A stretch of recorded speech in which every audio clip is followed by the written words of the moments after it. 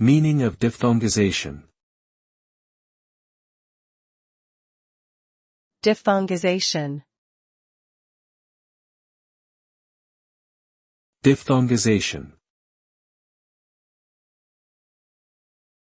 Diphthongization.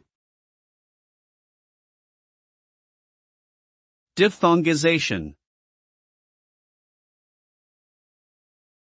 Diphthongization is a linguistic process that involves the transformation of a single vowel sound into a combination of two vowel sounds.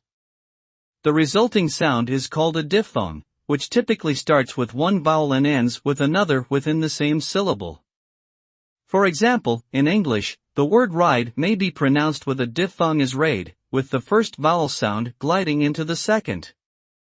Diphthongization can occur naturally over time as languages evolve, and it is often influenced by factors such as regional dialects, social class, and individual speech patterns.